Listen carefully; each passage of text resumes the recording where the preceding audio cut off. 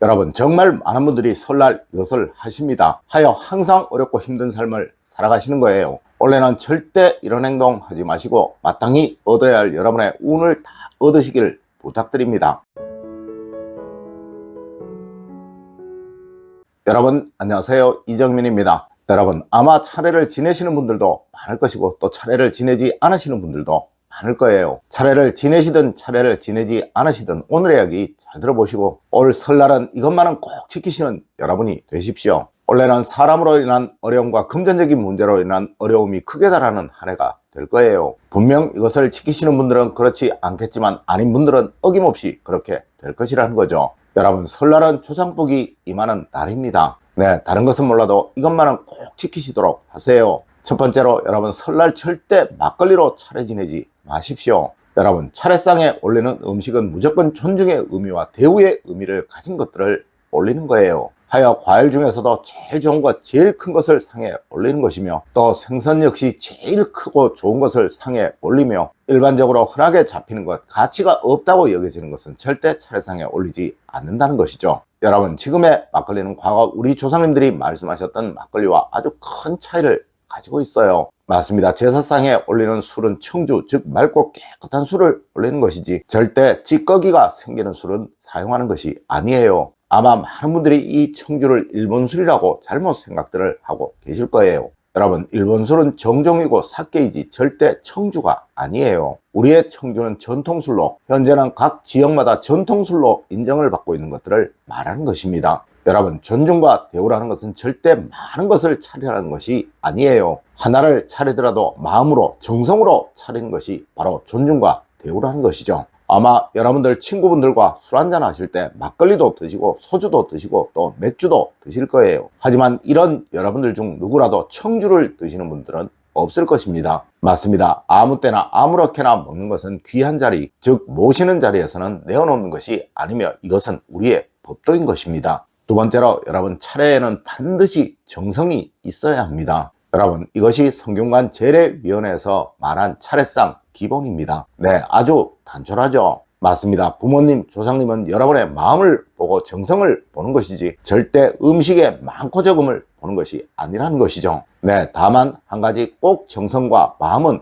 다해야 한다는 것입니다. 여러분, 차례상을 차리실 때 청소는 하시고 차리시나요? 혹 음식에 머리카락은 없는지 살펴보시고 상에 올리시나요? 그럼 차례 음식을 준비하시고 그것을 정성껏 보관을 하셨다가 차례상에 올리시나요? 맞습니다. 하나하나가 다 마음인 것입니다. 여러분, 간혹 이런 분이 있습니다. 나는 종교 때문에 제사를 지내지 않는다 라고 말하시는 분 말입니다. 혹시 이런 분이시라면 스스로에게 한번 반문해 보십시오. 과연 그날 아침 부모님께 감사기도는 드렸는지 말입니다. 여러분, 정말 힘들면 음식은 밥과 국만 있어도 되는 거예요. 아니면 기도만 하셔도 된다는 것입니다. 네, 다만 마음속으로 감사는 하셔야 한다는 것이죠. 그것이 나를 세상에 있게 해준, 그리고 나를 기르시면서 그 고생들을 하신 부모님에 대한 최소한의 도리인 것입니다. 세 번째로 여러분, 설날 가족 간의 안부 인사는 꼭 하세요. 아마 이번 설에도 바빠서 부모님을 찾아뵙지 못하시는 분들 참 많으실 거예요. 혹 해외에 있어서 올 수가 없는 분도 있을 것이고 또 종교 문제로 가족분들을 찾지 않으시는 분들도 있을 것입니다. 네, 이것은 개인적인 문제이고 또 살아가는 문제이라 어쩔 수 없는 것이죠. 하지만 다만 한 가지, 가족 간에 꼭 전화는 하십시오. 그 전화에서 안부를 전하시고 여러분의 마음을 꼭 전하십시오. 여러분, 부모님들은, 조상님들은 자식들에게 절대 많은 것을 원하지 않으십니다. 서로 간에 우애 있고 친하고 정있게 사는 것, 그거 하나만을 진심으로 원하신다는 것이죠. 맞습니다. 불편한 자리에서 진수성찬보다 마음 편하게 드실 수 있는 밥 한 그릇, 국 한 그릇이 그분들이 진정으로 원하시는 것이라는 거죠. 그리고 혹 가족들이 모이면 서로 간에 감정이 상하는 일도 있을 수 있을 거예요. 여러분, 무조건 양보하세요. 그리고 절대 반목하거나 대립하지 마세요. 이런 행동은 부모님을 노하게 만드는 행동이고 또 이런 여러분은 절대 조상복을 얻을 수가 없게 됩니다. 네 번째로 여러분, 설날 밥상 위에 절대 이것은 올리지 마세요. 여러분, 설 명절 동안 절대 정치 이야기 하지 마십시오. 그리고 자식 자랑, 남편 자랑, 돈 자랑 절대 하지 마십시오. 이것은 집안의 화목을 해치는 것이고 또 설 명절 서로 간의 불편함을 만드는 가장 큰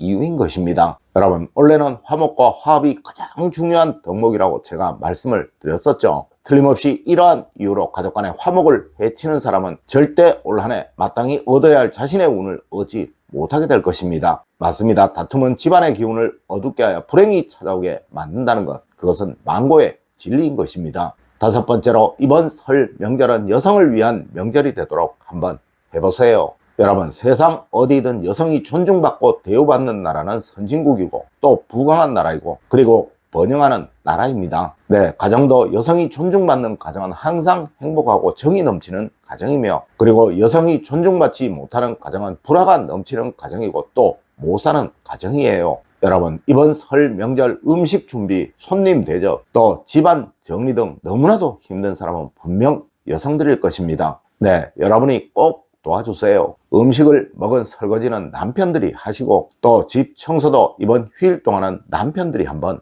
해보세요. 여러분, 저희 집은 무조건입니다. 언제이든 명절에 모여 음식들을 먹거나 그릇 설거지는 남편들이 하는 것이 원칙이에요. 물론 처가쪽도 제가 이렇게 다 바꿔 놓았습니다. 여러분도 한번 꼭 해보십시오. 집안에 행복이 넘치고 웃음이 넘치게 된다는 것 스스로 느껴보시게 될 것입니다. 물론 부모님도 조상님도 원하시는 것이 바로 이런 것일 것이며, 하여 이런 가정은 번영은 기본이고 큰 행복마저 얻게 된다는 것입니다. 여섯 번째로, 여러분, 진심 어린 덕담은 운을 만드는 아주 기본적인 것입니다. 여러분, 새해에는 무조건 행복의 말, 사랑의 말, 희망이 넘치는 말만 해야 하는 거예요. 이것은 타인에게 운을 주는 것이 아니라 여러분 스스로에게 운이 넘쳐나도록 만드는 가장 좋은 방법입니다. 여러분, 올 설 누구이든 만나시면 웃으면서 덕담을 하세요. 네, 행복의 말을 건네십시오. 절대 이번 설 명절 동안 불행의 말, 다툼의 말, 갈등의 말은 없게 만드십시오. 이것이 올 한 해 여러분의 운을 만드는 최고의 수단임을 절대